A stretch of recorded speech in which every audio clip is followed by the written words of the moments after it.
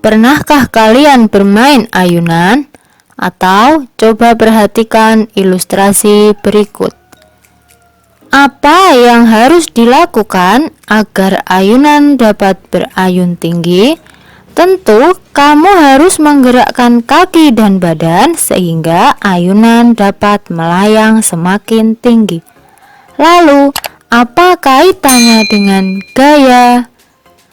Yuk, simak penjelasan berikut. Gaya merupakan suatu dorongan atau tarikan. Gaya disimbolkan dengan huruf F dan memiliki satuan Newton. Gaya dapat mengubah bentuk, arah, dan kecepatan benda. Gaya dibedakan menjadi gaya sentuh dan gaya tak sentuh. Contoh gaya sentuh adalah gaya otot dan gaya gesek.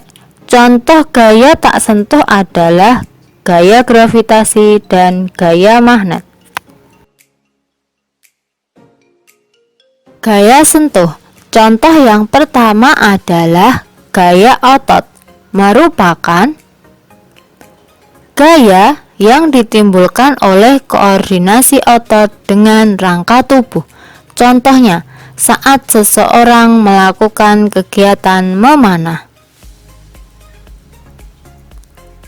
Yang kedua, gaya gesek, merupakan gaya yang diakibatkan oleh adanya dua buah benda yang saling bergesekan. Contohnya, saat seseorang memakai sepatu roda. Arah gaya gesek berlawanan dengan arah benda. Gaya tak sentuh. Contoh yang pertama adalah gaya gravitasi, merupakan gaya yang ditimbulkan oleh tarikan bumi. Contohnya, saat seseorang melakukan kegiatan terjun payung. Yang kedua, gaya magnet, merupakan gaya yang disebabkan oleh magnet. Contohnya, saat magnet menarik paku atau besi.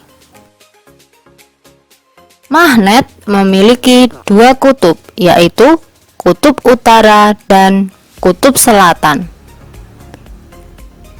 Apabila kutub yang berbeda jenis didekatkan, maka akan saling tarik-menarik. Tetapi, jika kutub yang sejenis didekatkan, maka akan tolak-menolak.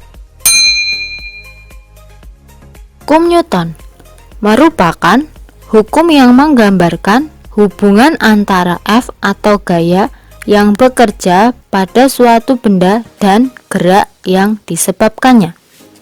Sesuai namanya, hukum Newton dikemukakan oleh seorang ahli fisika, matematika, dan filsafat dari Inggris yang bernama Isaac Newton.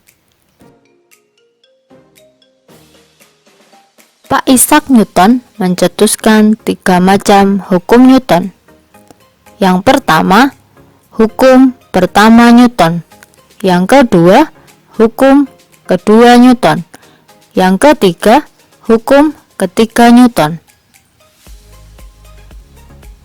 Hukum pertama Newton berbunyi, jika resultan gaya yang bekerja pada benda sama dengan 0, maka benda yang mula-mula diam akan tetap diam, dan benda yang mula-mula bergerak lurus beraturan akan tetap lurus beraturan dengan kecepatan tetap. Pada hukum ini disebut juga dengan hukum kelembaman atau inersia. Secara matematis dapat dituliskan sigma F sama dengan 0, di mana benda yang diam akan tetap diam dan benda yang bergerak dengan kecepatan tetap akan tetap bergerak dengan kecepatan konstan. Contohnya, saat kita menaiki mobil atau bus yang semula diam dan tiba-tiba bergerak, maka badan kita akan terdorong ke belakang. Contoh yang kedua, saat mobil atau bus tiba-tiba direm mendadak, maka badan kita akan terdorong ke depan.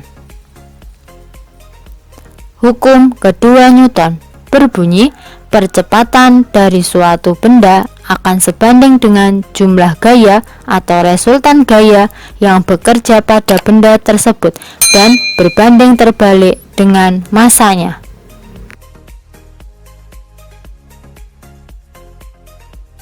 Persamaan matematisnya, sigma F sama dengan M kalikan A. Jumlah gaya sama dengan massa kali percepatan. Pada sistem ini bergerak dengan percepatan tetap.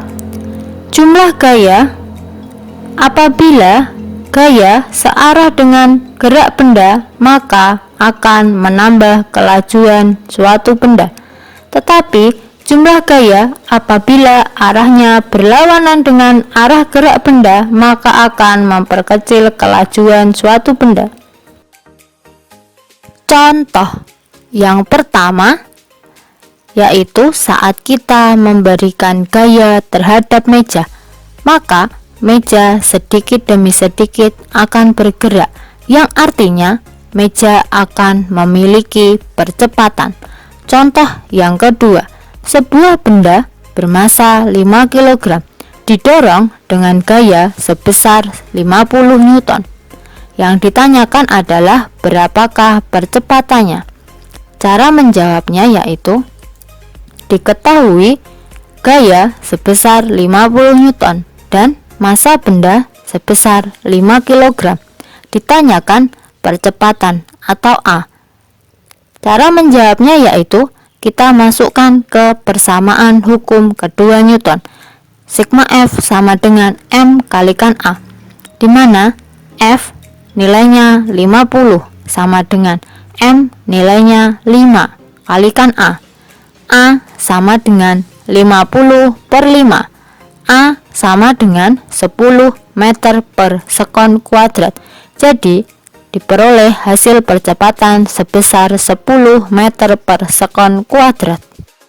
Hukum ketiga Newton berbunyi, ketika suatu benda memberikan gaya pada benda kedua tersebut memberikan gaya yang sama besar terhadap benda pertama. Secara matematis dapat dituliskan sigma F aksi sama dengan min sigma F reaksi. Tanda negatif menunjukkan arah gaya reaksi berlawanan dengan arah gaya aksi yang diberikan. Contohnya,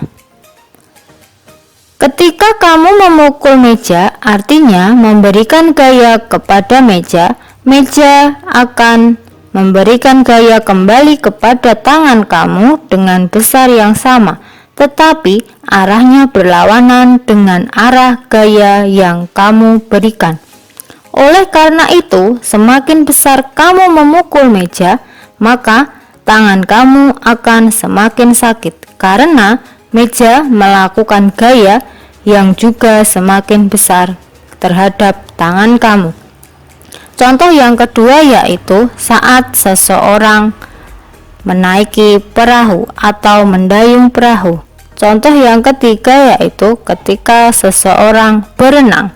Contoh yang keempat yaitu saat peluncuran roket.